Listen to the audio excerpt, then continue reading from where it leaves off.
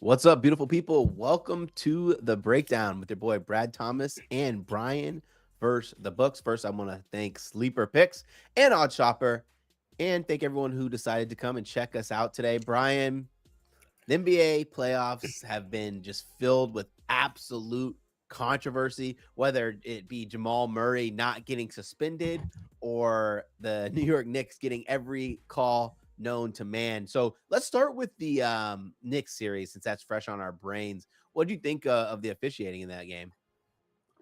I'll say this: we kind of talked because, me and Brad do try to, talk a little bit about what we're going to talk about before the show. We try to game plan in the 3 minutes we have before we go live, and I kind of brought it up where I think for years the stigma in the league has been, oh, the Joel Embiids, the Jalen Brunson type players, the James Harden type players. You get those calls in the regular season, but once you get the playoffs, that all stops. Like the honeymoon phase is over, and I think this season, like in the postseason, you look at guys like SGA and Jalen Brunson, those calls they're getting them. Like I all those ticky tack calls you're not supposed to get. Like, oh, let them play this that. They're just too many times. I think certain players or teams are getting like the 50-50 calls their way, and I feel it is kind of interesting to watch. Where I don't know if it was 79 calls or 78 calls that the Yeah. Pacers sent in. I don't know if it was that many, but definitely feel like there is sometimes where it's like it's definitely frustrating if you are a team where the Knicks won both games, but I do see a little bit of the point where they're talking about small market teams. What's a kickball? Why can't I look at a kickball? This, that, the other. So it is kind of interesting when you see guys like SGA or Brunson take 20 free throws to a team that takes about 20 free throws on the other side. So it gets kind of dicey in that regard. Yeah, it does. I also think that we're gonna probably see a lot more Pacers whistle when they play at home. The home whistle. More of the mind. It's just like, dude, come on, like 78 calls. Do you think they missed that many? I also think that like some of them were bad, but then some of them, you know, I'm okay with a small, like a quick whistle. Like if I'm okay with a quick whistle if it's fair, if it's fair on Yeah. both sides. Just like if you have a small strike zone in baseball, as long as it's fair for both sides. But once one it start leaning towards the other way, whichever way that is, and I don't really like it that much. Yeah, I feel that, and I think your point is about the Pacers should get more calls. There should be more. It's kind of like Game 3 of the Sixers series where they Yeah. came home, and if you bet the Sixers, congrats, you covered it. I was actually thinking the same thing. I'm like the Knicks, they play really close games. I was going to be all over the Pacers Game 3, and then it opened at -7. So I hate when sports books are smart because I was thinking like, oh, I wonder if the Pacers get like what 3 points, 4 points, and then they're -7.5 now. So Yeah. I can back them at -3 at home, but I can't get you can't get me at almost 10 points. That's three possessions right there. 10 points, it'd I have to be basically be a blowout. Like, Yeah, and I know OG probably might not like he might not play. Like there's like so many people that might not play, but I just don't know if I can back a 7.5 line unless I get way more clarity that OG's not going to play and Brunson's not 100%. And even then, 7.5 is a lot of points with the way the Knicks play. yeah, the way that Brunson came back into the game, they stormed back and won. I took I took the Knicks to win when Brunson came back at halftime at plus 290. Yeah, I mean the Pacers had it. What was it? 20 points they got down like right away in the second half. I think it was like a extended like 36-16 run. I think it was. Yeah. So that's that third quarter I was watching, and I was kind of rooting for the Pacers, not just because I'm not a huge Knicks guy anymore, but at the same time I just wanted it to be a better series. So I was rooting for the Pacers, and then the Knicks came out and it was just lights out. Like, they just couldn't miss a single Yeah. shot. What's up, Baghdad Lean? Let's go over to the Nuggets Timberwolves series right now. Major takeaway from that series outside of Minnesota playing smothering defense. Um, I think I think Nick Wright made a tweet and got a lot of heat for it, saying like all credit to the Nuggets the last 2 3 years. They haven't faced much adversity, and now that they are, it's kind of like rattling them. I think it's kind of true where not like discrediting this team because they've been so good that they really haven't faced that adversity, but now they're playing a team that matches up well with them. They play physical, they play defense, and they're down 0-2. Like, they're not used to this, so Yeah. I think you were kind of all over the T Wolves earlier when we did the show a few weeks ago, and it kind of is proving right. Where I'm not discrediting the Nuggets team, but this Timberwolves team is giving them a run for their money, and they have not answered at all. Like the two games weren't even that competitive. Like they didn't like have any fight in the second half. So my main takeaway is that the Timberwolves are a really good team, and it probably still has some value overall. Yeah, I mean, if you're interested in the Nuggets to come back, they're plus 400 to come back in the series. Do you think the Nuggets can come back? I mean, they would have to win. I think they'd have to win at minimum. I think they have to win both games in Minnesota. Which is really I don't think tough. they can go down 3-1 and think they're going to win. No, yeah, I think you have to win both, and at the same time, I'm looking right now, Western Conference Final, like to make the Western Conference, Minnesota is minus 115. I think that's correct. I think they should be almost like a negative favorite because I don't see a way where the Nuggets scratch back in. We talked about Jamal Murray. If this is a 1-1 series, Murray misses game 3, but down 0-2, they're not gonna have him miss a game. So they get a break there, but I just don't know if they're going to be able to come into Minnesota and win 2. And I think that's exactly they need to do that. And I think it's so tough to do. So I don't know if they're going to be able to pull that off. Yeah, uh, it's funny because I was gonna do a little step like hedge because I have Minnesota to win the West, and I was gonna hedge this series, and if they won this series, I was gonna hedge the next. I didn't put in a single hedge, and I'm glad I didn't. Um, but I want to say that I feel like the writing was kind of like on the wall in that Lakers series. Like at no point did the Nuggets look good against the Lakers. No, yeah. I mean, what was the plus minus that series? It was like 5 points, 6 points in Yeah, total. Yeah. So I think in the chat, someone just says defense wins championship. They're the best defense. I think we mentioned it earlier in the series, in the show, where I like the Magic, but the Magic had great defense.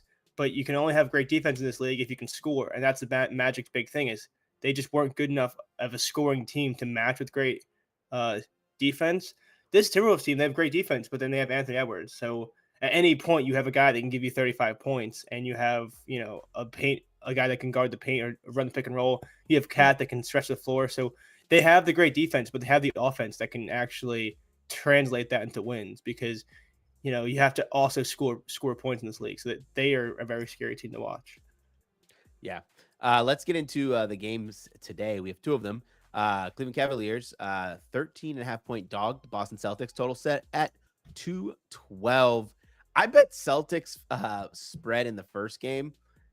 I don't see why the Celtics can't win this by double digits Yeah. again. Like the Cavs just aren't good. They snuck by the Magic, and but I don't want to talk about the spread unless you have a play on the spread. Do you have any player props from this game? This is the one game this is the one series where I feel like there's always one series I don't know if I can touch at any point, and this is kind of it because I don't see this being a competitive series, and it's so hard to gauge playoff minutes when you don't think the game has a Yeah. chance to be competitive, if that makes sense. Like this is one where if the Cavs cover it, I don't even know if it's going to be a cover because it was like a competitive game. They kept it within 15. It might just be like a fourth quarter. Who knows what's going to happen? Who knows the rotations? Yeah, I feel like this is as one of those chances to where if you take, especially the player props are pretty high, especially for points, rebounds. Like Tatum's at 9.5, although he has had 10 plus rebounds in every single game they've played.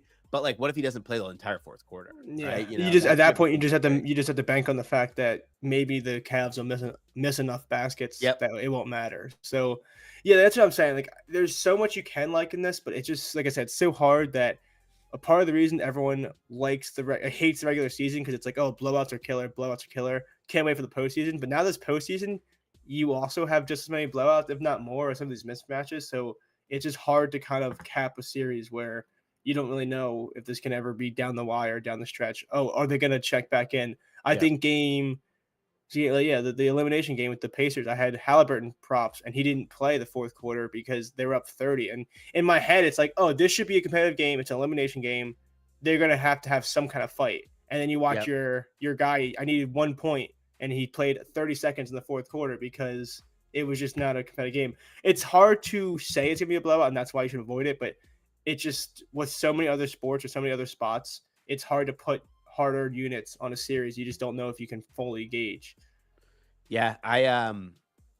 One bet that I'm not going to take, but I think is pretty interesting. Evan Mobley over 3.5 first quarter points. They looked to him 4 times in the first quarter. Two of which were turnovers because they threw the ball too high. He made one basket and then missed the other. I did like Donovan Mitchell, but his numbers now first quarter points is over 7.5. Now I don't want to play that, but like Yeah. I probably just pass on this game entirely. Not like I do like your idea though. I think if you're going to attack this game, those first quarter markets might yeah, be your best bet because it's like the only It's the only quarter you can script how you know who's going to get minutes and how they're going to get their minutes. Yep. Let's go over Dallas. Dallas, OKC. Mavs are a 5.5-point dog on the road. 218.5 is the total. First of all, I want to say this. Shout out to our crazy show that we had way back when, because I'm sitting on this massive Thunder to win the NBA Yeah, championship ticket. And I was like telling my boys about this last night at dinner. Like, I would never be on this bet if it weren't the dog days of summer and we were looking for something to talk about. no, yeah. I mean, it worked out well because it's weird because this is a series where, like I said before, I just hope it kind of goes 7 for my own entertainment because I think it's like a fun series. Even though it was a blowout last game, the big question is how healthy do you think Luka Doncic is? Like Yeah. he looked about 65%. He was laboring last game, so that's gonna be a big one there. Where his points total, I think it's what 32 and a half, 31 and a half. Oh, I it's don't way know how down. much. It's 30.5 now. It's 30 and a half now. It did open at 32, I think, on Yep. to game one, but his health is definitely in question. So I wonder how effective he's going to be in this spot. He's going to play the whole first quarter. We know that, but it's kind of like the Joel Embiid thing we talked about when I took his first quarter points and he went under for the game. Yep. Uh, it's kind of like, actually, he went way over that game. That's a bad example, but like the idea of some of these guys with their injuries, they might be a good spot to attack early. And then once that, 39th minute comes into play where you logged 30 minutes in a row in a big game, those injuries start to hurt a little bit more than they did in the first quarter when you were fresh. Yeah. I will say this. I put a lot of money on Luka Doncic first quarter over 7.5 at -105. He had 8 points in the first half last game and played absolutely horrible, but he Yeah. just kept jacking up shots. And I think that he's going to make a more of a concerted effort to kind of, draw some contact, because what they were doing too, it also didn't really work for the Mavs unless this was their game plan. Everything was so slow when it was any action with Luka, which allowed the Thunder to double team every single possession. Yeah. I took an I didn't oh, I forgot to send this play over. I took Gafford points, rebounds, and assists over, because if they do the same game plan where they're just going to send that quick double to Luka, Gafford's there every single time. I think he can get 15 points. So then you only need like 5 assists and rebounds to cash that bet there. In terms of who's going to win, I just think the Thunder are just so much better and they're playing at home. And then they don't have like the question marks, nor do they have like players that just go in witness protection. Like Kyrie goes in witness protection program. Tim Hardaway, we don't know what we get from him. Josh Green doesn't hit enough threes to make it effective. Maxi Kleba Yeah. is out. Like Derek Lively. Jones can apparently jump out of the building now. What was that about? He had that Oh my one of the craziest dunks I've seen in a while. dude, But Derek Jones is fun. yeah. What do you think in this game? Any plays that you like? So yeah, I'm glad you brought up Gafford because rather than taking Gafford's PRA, like you were kind of mentioning, 19 and a half, which is a big bump from last game, I just isolate his points with Yeah, he how I was see this 15 and a game's half going to last go. game, right? Yeah, I think it was 15 and a half for PRA. Yeah, he's Yeah. going to get a lot of run in this series. So I actually just isolated his points and kind of like I did last night with TJ McConnell, where I took his 10 and a half, put at 10. I took Gafford 10 points and I paired it with Luka Doncic, 8 assists. It was like -110. And my thing is out of Luka's 20 potential assists last game, 6 of those field goals went to Gafford. He only shot 2 for 6 on Luka's assist. So Yeah. not only did this already work, this hit last game, I think there's a potential to ladder this because I think Luka might have like 11 assists tonight because I mentioned it earlier.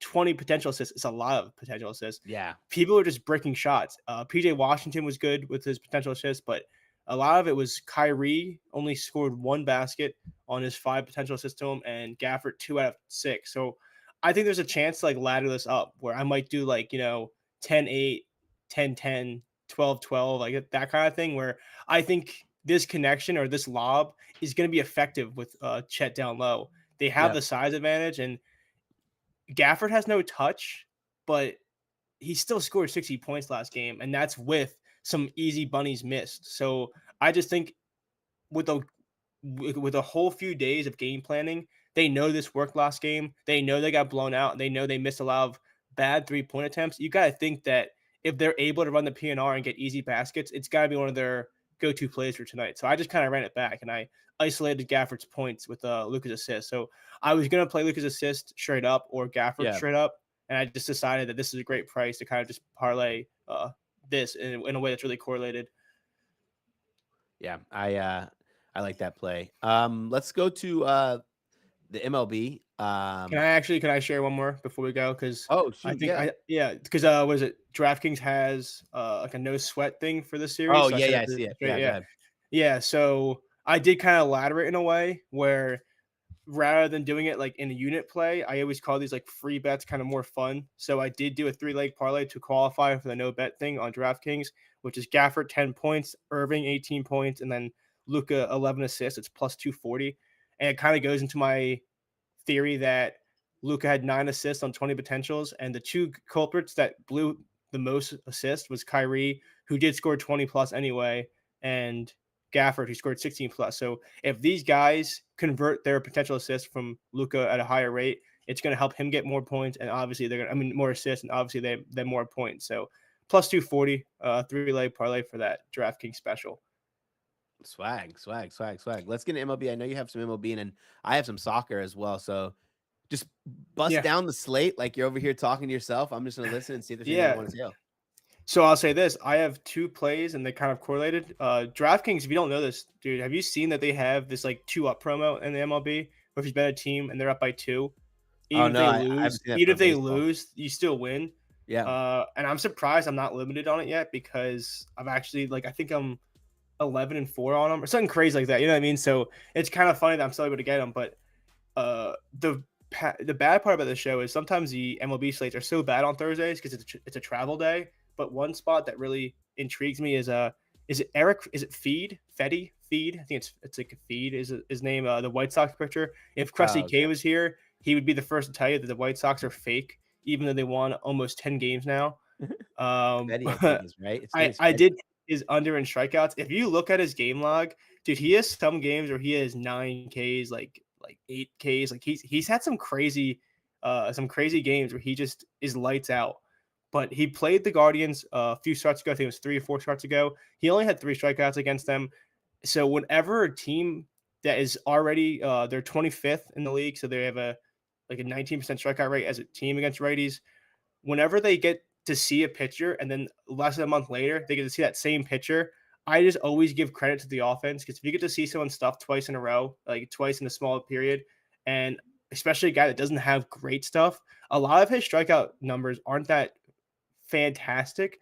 He doesn't generate a lot of whiffs, so this team does not miss the ball a lot. They like to have a lot of deep counts, so this is one where I wouldn't be surprised if you see a lot of nitpicky like 8 pitch at bats that result in like a weak ground out or like a walk or a single. So he doesn't have the leash where he doesn't usually go into the 6th inning. His outs line is at 15 and a half. So just give me a team that does not strike out a lot. I mean, if you look at it, they have 6 people on this roster with a 16 or lower percent strikeout rate against righties this year. So uh, despite his scary 9 strikeout game 2 weeks ago, I don't think this is a spot where he's going to be able to rack him up. So I think this Guardians team is getting a lot of credit for just being able to put the ball in play. If you put the ball in play, good things happen. Nice, nice. What else do you have on tap for us? Yeah, so in the chat he said, yeah, he'll have 3 home runs last time too. So that's what I did. Even though I usually try to go with dogs on this 2 up promo, I just took the Guardians money line. I think there's too much to like. They have Lively on the mound. He has been phenomenal for the Guardians this whole year. White Sox, like I said, I'm surprised it's not. I'm surprised the White Sox are even giving this much of a credit. And I know, like I said, I mentioned I like to go with the underdogs a lot of times because it is a promo. But also, I think it's about market value. The Guardians are minus 155 most books, so you get minus 148. It's not as sexy as a pick because you have to pay the juice, but you know, as long as I'm not getting gouged, because if you ever notice that whenever books have these promos, it's like, oh, like Dinger Tuesday, and then FanDuel will have Bryce Harper at like plus 300, and then like DraftKings will have him like plus 400. So it's like, oh, I get the promo bet, but they're gouging me on the price. So Yeah. the fact that this money line is not super juice for being eligible for a promo, it just seems to make the most sense for a spot that I like for the guards. Yeah. Let me get into my soccer bets for the day. Go for it. I have quite a few. So Do first, we I want have to talk do about are this. we doing an ad for you on this show? Are we doing that before we do Actually, that? yeah, let's go to commercial break first, and then we'll Yeah. go and come back. Wait, before we get back to the picks, I wanted to thank you all for watching. Friends don't let friends watch videos without hitting the like button. So go ahead and press the thumbs up button and like the video. If you're new here and not subscribed, you should go ahead and do so because we're dropping new content each and every day on the GoldBoys Network. We strive to cover every sport and give out picks and analysis and valuable information for free on the GoldBoys Network. So make sure you're subscribed and hit the bell so you can get notified when we drop something new. I'm Brad Thomas. Let's get back to the picks. And we are back. Someone told me, a little birdie whispered in my ear, that we are so close to 10,000 subscribers. So as the commercial told you, make sure you are smashing the subscribe button. When we get to 10K, I'll kiss a billy goat or something crazy, something fun. Don't hold me to it. Random thing to say. I like it. I like it. Brian, I'm excited about soccer. I know I'm going to say a bunch of teams that you probably never heard of. Probably say a bunch of bets you probably have no idea what I'm talking about. But today, leg 2 in semifinals and quarterfinals are my favorite because you know the objective, right? Leg 1, it's like when you go to the 8th grade dance. Leg 1, you just show up, right? You have no idea what anyone's going to do. You just see if the dance floor going to be packed. Are they thinking at the punch machine? And then leg 2 is like the night after prom at the hotel. You know what your objective is. And so this is leg 2, and we're trying to put our legs under some covers. And how we're going to do that, we're going to look at the first leg 2, Olympiacos versus Aston Villa. And when I think about this match, Olympiacos up 2 on aggregate, 4-2 is the scoreline right now. Aston Villa, who obviously is the better team, have to chase this game. They're down 2 on aggregate. So it makes me just think that they're going to push. I'm going to take Aston Villa over 6.5 corners. I didn't post this one. I don't think I sent this one to straight, but over 6.5 corners at plus 108. Unless they're up 2-0 at halftime, they're just going to keep firing away. Olympiacos is going to sit so deep, only going to try to beat them on the counter. Another bet I took, Aston Villa money line, because it doesn't matter if Olympiacos lose by 1. They still advance to the finals, so they're just going to defend and try not to lose by 2 or more. A bet I did send over, Aston Villa minus 2.5 corner handicap. Olympiacos probably shouldn't get more than 2 or 3 corners in this match being up, unless things just go crazy and Aston Villa score a ton first. I just think this game just smells like Aston Villa win this game, and if they don't, they're going to die trying, which means we're going to bet them in corners, shots, and all that kind of jazz. Let's go over to the Europa game, Atalanta versus Marseille. I took a parlay. The parlay is 3 legs. Scamacca, 3+ shots. Aubameyang, 3+ shots. And Scamacca shot on target. Pays out plus 130. I am worried about the Aubameyang shot prop because Marseille on the road, but Aubameyang has come to this Marseille side and fit in like a snug glove. He's shooting a lot, averaging over 3.5 shots per game. And then Scamacca has been in ridiculous form. He scored 12 goals in 12 competitions. So I also did take him to score a goal. I took him at plus 160 to have at least 1 goal in this contest. I'm going to keep betting this for the rest of the season. I think we have 3 more games, 1, 2, 3. And if they make it to finals, we have 4 more games for me to try to cash this. I'm just going to keep betting it. I'm going to keep betting it because he just keeps hitting. So that's my soccer for the day. You have any other bets that you want to give out? No, actually, I think for what the slate is today, I think we have a lot of good action without trying to force anything. I think that's a big thing with this show is you just gotta make what's there. You know, like you don't have to force action just to have action. I think we did a good job of just isolating where we need to be, and we have a lot of fun today. I think the 9:30 game, and we can just relax. What time's your match for soccer? What time's that? Is it early? Bro, Probably 3 p.m. 3 p.m. That's what I'm saying. And then 7 o'clock we have the Guardians, and then we can just kind of chill, and then we have a fun 9:30 game. And by that point, we'll probably have like 60 more bets in because we'll get bored. So yeah, just taking it one bet at a time is probably what I'm going to do, and just keep racking up. Make sure you follow both of us on X at BrianVsTheBooks and me at MrBradThomas. I know I'm going to have live bets for these cup matches. I may drop something other for the other Europa matches, but I need to see the lineups first. So please be patient there. I'm gonna sign us out, man. This was fun. This was good. Let's go through our bets before we sign out. Our recap of what we took. Any home runs today? I'll leave that to you, Brian. I wish I had a home run today, but I didn't. I didn't look into home runs much today. It's not really my market. I feel like that's where you got to follow some of these other guys. What like Prop Father, like all those guys in the chat because they are a lot better at that than I usually stick with pitcher props. If anything, I would go with anyone on the Giants in Coors Field against Cal Contrail, who is just an absolute can sometimes. So that's the only thing I would go with is anyone on him or we kind of mentioned the Guardians already. So either of those guys are in great spots, but The uh prices for home runs aren't horrible either in that game. Wow. no. Yeah. I think Cal gets a lot of credit for just being like I don't know, like average. I don't know, like I don't know why he gets so much credit for that sometimes. Yeah, fair, fair, Do fair. you want to just recap and then head out? So I'll go first. Yeah, go. Uh, MLB, I did the Cleveland Guardians for the money line one up promo, a 2-up promo. But at the same time, if you're just betting a money line in general, I do think they have a great spot against this White Sox team that's fake good, almost at 10 games, even though it's not good at all. And then I did took the under 4.5 strikeouts for ever. I think it's Fade. I think it's Feed, but I never know how to pronounce his name because I don't watch I enough of always his call him games. Fetty. I guess that was wrong. I think it is like I don't know. Fetty's funnier, right? Like fun Yeah. Fetty. But I took him under 4.5 against a Guardians team that really does not strike out often at all. And then in the NBA, I took I paired Daniel Gafford 10 plus points with Luka Doncic 8 assists. It's minus 110. It's actually minus 110 on any book. So whether you need FanDuel, DraftKings, ESPN Bet, whatever, it's minus 110. And then I use a promo for the 11 assists for Luka, 10 points for Gafford, and then 18 points for Kyrie Irving plus 240. Kind of a fun way to use a promo there.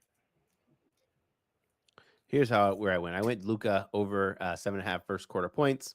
I went parlay in the Atalanta versus Marseille match. Skamaka, Skamaka and Aubameyang 3+ shots each. Skamaka shot on goal. I went Skamaka goal.